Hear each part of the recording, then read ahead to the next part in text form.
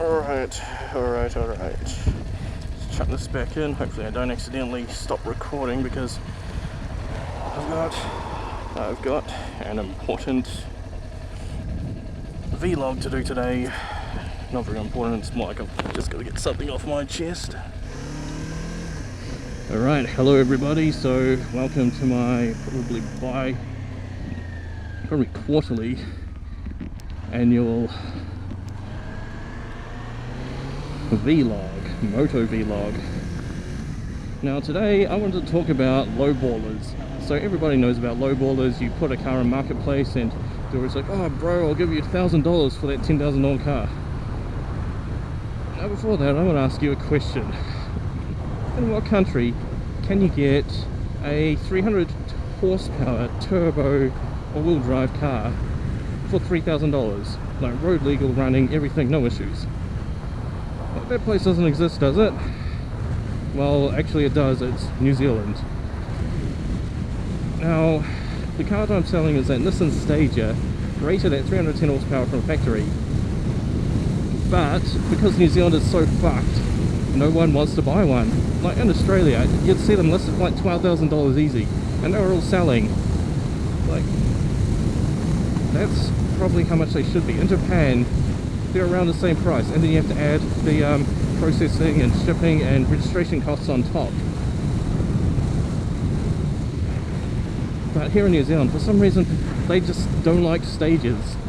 At least not M35s. Like C34s, you could be paying like $12,000 here, which is almost half what they're worth in Australia. But M35s, they're just worth nothing. I want to get $4,000 for mine so I can buy another car. But in the past few weeks, there have been a whole flurry of like really cheap Stagers. Granted, they're not the top model like mine, they're not turbos, but they've all been listed for like $1,500. Like 3.5, the VQ35DE, the same engine as the 350Z, and they're all just $1,500. While the 350Z itself, you can't get one for under $10,000, so it doesn't make any sense. It's like a practical version. Like, sure, you probably need to replace the suspension to get the Stager to be as sporty as a 350Z, and they've got a slightly longer wheelbase, and they're about 4.9 meters long compared to 4.5 for the 350. But even the Skyline or Infinity G35 or G37, like, they're not worth much either. If you got $12,000, you could buy like a freshly imported coupe G37 V36 with the VQ37HR, so the high output engine. $12,000. Well, anyway, I listed my car on Marketplace, so it's been on another selling platform for a couple months now, and I've only had a couple people interested, mostly tire kickers. And then not yesterday, Friday, because today's Sunday, I listed it on Facebook Marketplace, and I had this guy pop up, and he was like, bro, I'll take it right now. Like, I'll show up in an hour, and if you'll take $3,000 for it, which is like 25% less. So to me, that's lowballing. Like, other cars you get at that price range are like the 1998 AE101 Corolla, the one with the 7A or 5A FE engine, not the 4A GE 20 valve. Like, those are like 7 or 8,000. Or you'll be looking at like an NA MX-5, the first one, that needs a bit of work, and automatic. Like, that's the only cars that you could get for like $3,000. And here we have this turbo Stager, top of the line model, electric heated leather seats, perforated, you know, all that jazz. It's got automatic headlamps, automatic climate control. Like, the list just goes on. So much technology, like things that you can't even get in like a car that's 10 years old. And this guy's like, well, $3,000, and I was like, yeah, sure, well, I'll do it for 3.2 just to be nice. Like, I just want to get rid of the car now because I want to get something so I can commute and not spend so much on petrol. So I want to get something like a cheap MX-5.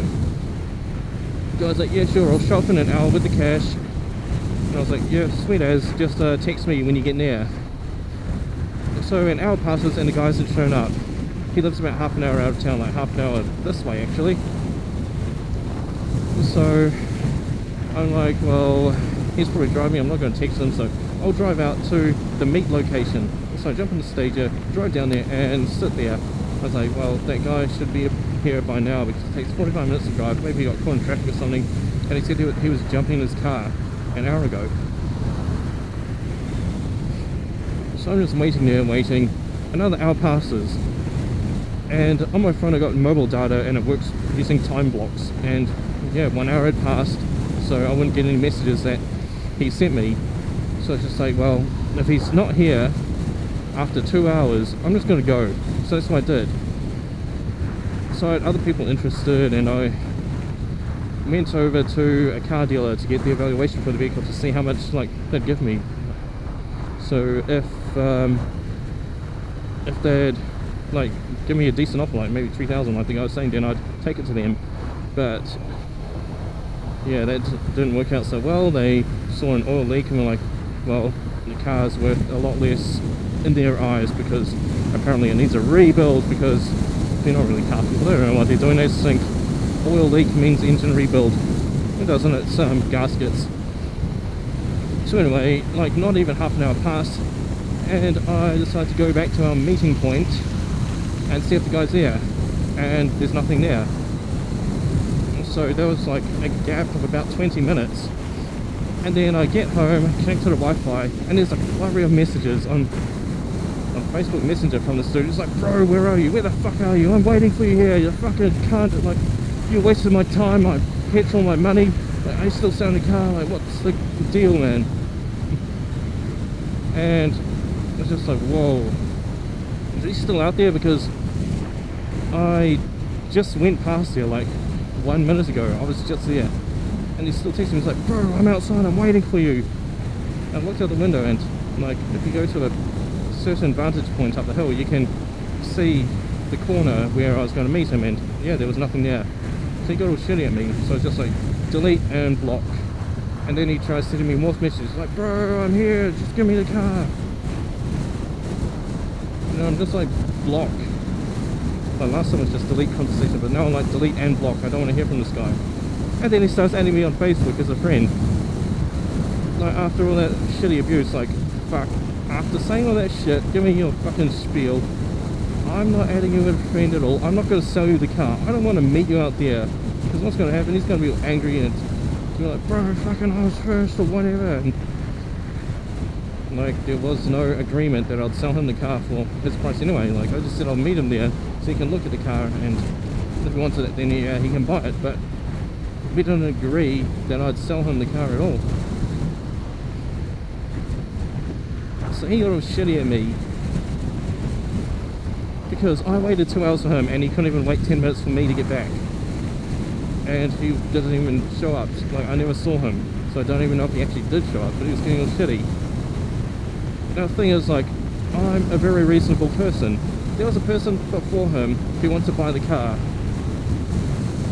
and the car had an issue with the alternator, so I was going to drive down to see him, but the battery went flat, and well, even if you jump start the car, it's an automatic and it uses a lot of power for the gearbox, so you won't get very far before it tries changing gears and using power, and that won't work. Waterfalls down there.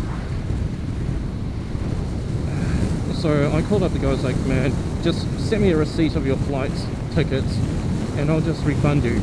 And yeah, he was like, okay, yeah, that's $70 that I just wasted. And I was like, yeah, sure, just give me your account number and I'll pay it back. So yeah, we sorted that out. He didn't end up buying the car. He got refunded for the flight tickets, and I had to pay $120 for a tow truck and pay his tickets and get a new alternator and get it like shimmed to size.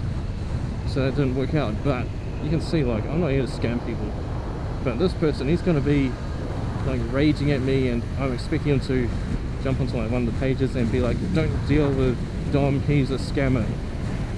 You said this and don't do that. And of course I'll jump onto there and be like, yeah, well, you said you'll meet me at 12 o'clock and I was there until 2, and you supposedly show up for 10 minutes and get angry at me after showing up 2 hours late. Here's the thing, right? So Lowballers on Marketplace.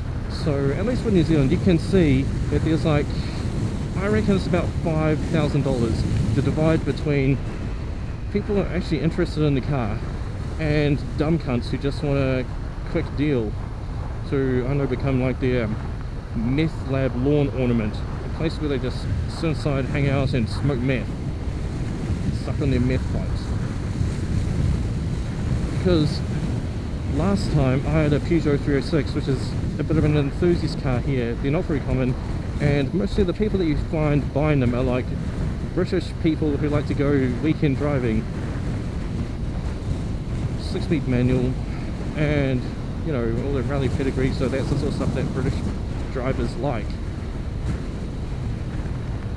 And when I listed that Peugeot, like, there were no low ballers or anything. They were just like, oh, I've got this Citroen Xantia. It's pretty much the same thing. I love those cars. Like, would you be interested in swapping it for my Xantia? Like, that's the sort of person that you get when you list a car for $5,000. And then I list this Stager and I list another car for like $4,000 or less. And you just get a flurry of people being like, bro, would you take $1,000? Oh, bro, a PlayStation and an Xbox controller that doesn't even work with it. Would you swap them for a whole working complete car?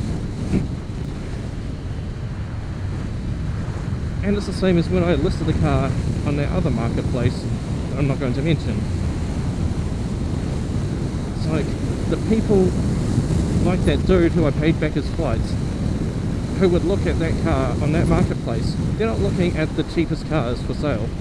They're looking for a Stager. Like, they've done their research and they're like, man, this car would be good for me and being a Stager, probably his family. Except that one guy wants to pull out the engine for his R32 GTR. Meanwhile, the lowballers on Facebook Marketplace, I don't know what their deal is. Like, do they just sit at home smoking meth on the dole all day? And then they're like, wow, here's a $4,000 car. I'm going to offer them nothing for it. And I'm hoping that I'm going to get something. I'm going to get that car. And of course, you always see posts which are like, look what I did to these lowballers. I sent them to this strip club. Wait, not strip club. Usually it's like a comedy club or whatever. They'd be like, yeah, jump up on stage and tell your jokes there. Like, I wasn't doing that. I was like, it sounds like I was doing something similar to him, like wasting his time for being a lowballer, but I wasn't actually. I was like, fuck it, I just want to sell this car. It's been up for a while, and it's just sitting here. The battery keeps going flat because I don't drive it, because we're in a semi-lockdown. So yeah, that's about it for my rant. Like, normally people would say, well, leave all your comments below about the time that you've had lowballers pull some shit on you as well. Well, I don't really have many followers, so if you want to, then do that. Yeah, leave some comments below about the times you got lowballed and tell me how bad they were. Were they as bad as mine or worse or what?